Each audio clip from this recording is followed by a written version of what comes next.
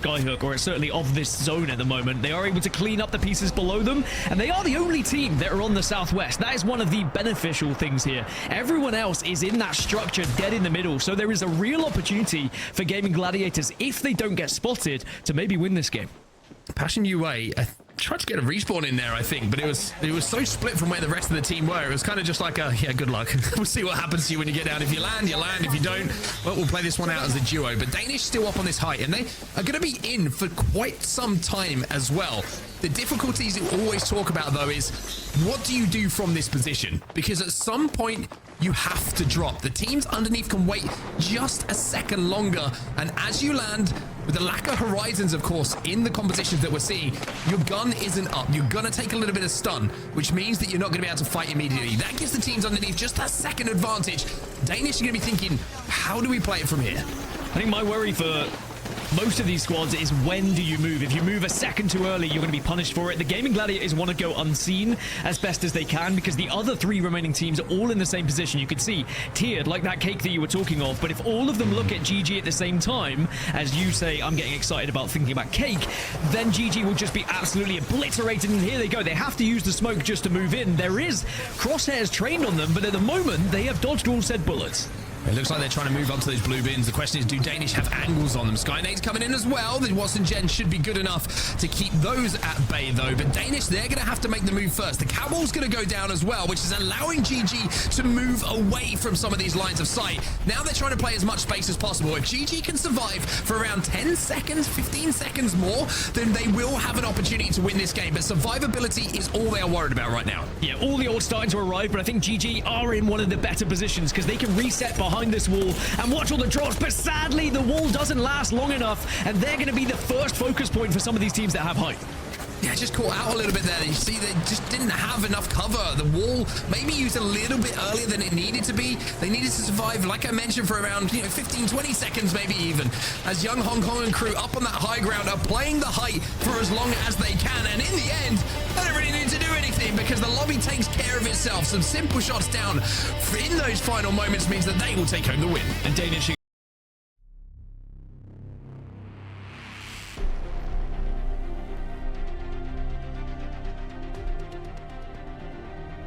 .07. Clearly, you're not going to see them be able to get a lot of kills from this spot, but maybe you will be able to get into the top 3 as players more than happy to take this fight as well. Full English get eliminated, and we're down to our top 5. Does he push this, though? Is this where Nasky comes back into play? Look at this. Look at the movement there. I think that's Nasky as well. Just incredible stuff here from players as they will try to hunt down what's looking like the EMEA movement god over here. Nasky still tap-streafing his way around that Catalyst wall. Exoclan in a great spot. K-Swinny on the Newcastle. He's got that mobile shield, and he's just moving it back to his team, giving them as much room as they can, making it difficult to push. And that just might open up the door, but they're fighting against the zone, and they go down after an amazing push from Kneecap there. Nasky's still alive at the moment, 407. And is he healing himself in the smoke as well? He might have the perk to be healing himself in smoke, which is really helping his Kneecap will also fall. Nasky gets the job done, and Nasky's still doing God's work right now. Still alive into the top 3. This can't go on much longer, but what a valiant effort there from Nasky to put himself in a top 3 position.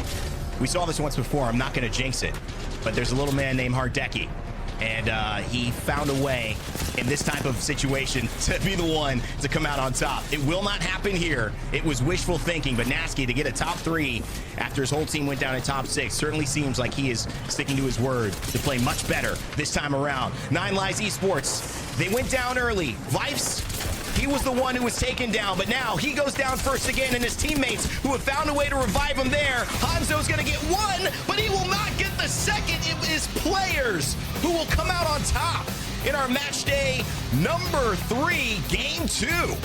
All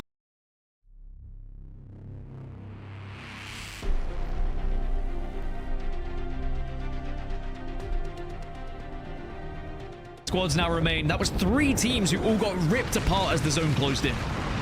Well, teams that are remaining, you see ANC outplayed, FA Kids, 3D Max, Rolling Teams, 07, DMS, and Alliance. As 07 make the approach late to this central area where you have these crates for covers. It's a place you don't want to play early, but if you can get here late and you can time your push, then it is one of the best places to play towards this end game. Elsewhere, you see DMS trying to move up from the southern side. Only one rock to play for them to give them cover, and 07 are trying to focus them. So really struggling a little bit with being able to press anyone at the moment, and there are 3 different teams that are all in this area. DMS are taking a lot of damage, and 07 trying to capitalize on said damage, will do so, and they get eliminated. But can 07 reset? It looks like yes, but 3D Max are in the area, so 07 need to move fast here. Yeah, 3D Max are here. Alliance will also have a little poke, so even though they played for the kills, it might come to cost 07 because there's a Devo in the vicinity. The Devo feeling devious. Eva in the back pocket as well. This man loves a care package, and he loves kills as well. 3D Max were just waiting in the wings to try and do some damage here. And boy, have they done said damage, but there is a last-minute hold from 07. It's a brave one, but not brave enough to keep them alive. Now Alliance will pick up the pieces. 3D Max, can they fight them off? No, they cannot. 3 squads remain, and 2 of them are currently in the choke. Alliance in the best position right now. FA Kids just got eliminated as well, so it's a 3v3 by the looks of things, and they're trying to reset. ANC outplayed. Alliance recognize this fight just took place, and they are desperate to move up on this and take an opportunity that doesn't present itself very often. It's a free endgame for them. It's a free fight, and Alliance, who have been quiet so far, well, now they're about to make some noise. Easy victory for Alliance in the end, but it was so well worked to find the position that they were in, and then being aggressive at the right time. It was a struggle bus in matches 1 and 2, but now it pays off here in match 3 with a big victory and a solid amount of kills.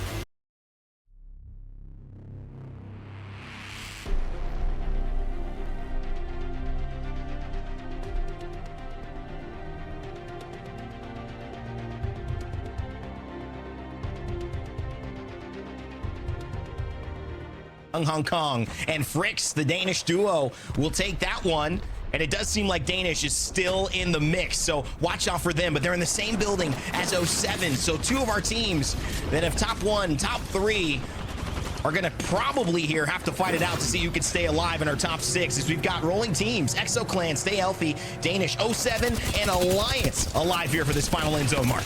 This is such a big push, a huge push, but unfortunately here, it looks like Alliance will come out on top for rolling teams because they managed to pop a bat at just the last second as they finished that first fight. However, having held off once is great, but Danish now are going to move in and should be able to clean this up pretty comfortably. Just hit your shots. It's as simple as that, but is anyone going to be here to third party? Of course there is. They know this is Godspot. Danish will fall as well. Alliance go down. They get into the top 4, but it's not enough, and now we're down to 3. Exo Clan in a great spot still. They had that God spot. Look at that Newcastle and the ability to just show up, hold strong on height, and then rotate that quickly. On the other side of things, we got Stay Healthy, and it's another 07 solo player. I don't know who it is, but that's our 3 teams alive. It's Nasky again. Somehow he's done it, and he's going to go down here. Another 3rd place for Nasty, and he's finished us off. Now we've got a 2v2, a 3v3 for the game here. Does Mizuku have any Kraber bullets left? That's my question. They split the zone in half with the catwalk. Exo Clan have the armor advantage by far, but that can all change with one headshot. A lot of pressure here on the Catalyst player to find an angle to hit a shot.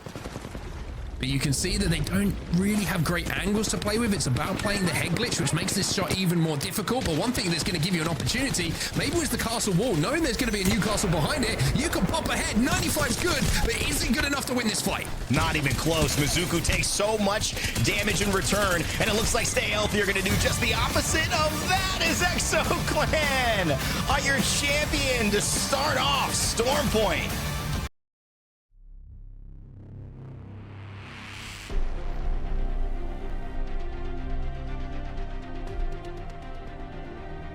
Knock in that fight to spark the fight that went down, and 07 should be able to stabilize here and will be able to stabilize. So it's Danish as a full 3 that you can see at the bottom of your screen right now. Passion, who are as a 2 up on the sniper tower, and 07, the only team who have managed to get those Evas up to full reds. They will be your final team. The Danish dropping over towards Down Beast, and 07 from Cenote. And I think both of them will be pretty happy with the position they find themselves in at the moment, especially when 07 went down to just a 2 earlier and were able to get back up to a full 3. Armor-wise, of course, evident that 07 have the advantage, having the reds. Both catalysts are going to be available and are going to be very prevalent in this final fight because As we know, you are not affected by the opposition Catalyst wall if you are a Catalyst, so suddenly a lot of the responsibility for not just gaining info, but also doing damage goes down to that Catalyst player. Well, Zane's going to have an ult excel, which is going to be very important as well. The question is he going to be enough to get that Bloodhound ult back? Round 6 is going to start closing. He still needs around 11% of that to go before it does come back. As the 6 seconds tick by, you would imagine that it is going to come back just in time for this final fight. Great shots coming in from the Nemesis to force Danish just to back away for a little bit here. The question is, can Passion make this as a duo happen? They need to force 07 around. And I think that's their plan here. They want to try and force 07 into Danish and then be the benefactors of it. Well, one thing Passion have is the caustic. So they've got the barrels. They do have the Nox gas as well. That's going to play a big part in this final circle. Passion almost have the ability to say who's going to win this game, but it is 07 who get the knock onto a member of Passion. And if they can do this without losing a player, without even taking too much damage, we should get a straight 3v3. Well, Zane does have his ult back. The Beast of the Hunt is available and it's going to be popped. They go for that final kill. They will get it without taking damage, so it's a straight 3v3 now as the zone is again cut in half by this cat wall. And now you're looking at armor advantage, you're looking at weapons, you've got Havocs, you've got everything, and you've got confidence here for 07 as well. They've won a lot of important team fights, they have a lot of KP, and they have a bang ult as well. Surely this is 07's game to win. All they need is some of this utility, one of these grenades, one of these bang ults to hit, get that initial damage, and then they can get aggressive and push up on it. Nasky trying to take a little bit of a wide angle, and now he's going to spray, and now he's going to do big damage, but he gets taken down. Maybe it was an overextension. Is Amphi able to capitalize on the damage? It's all up to Zane now. As a solo player, it's a 1v2, but Zane, he's done some crazy things in his time, but this is not going to be one to add to the collection. Danish will win it.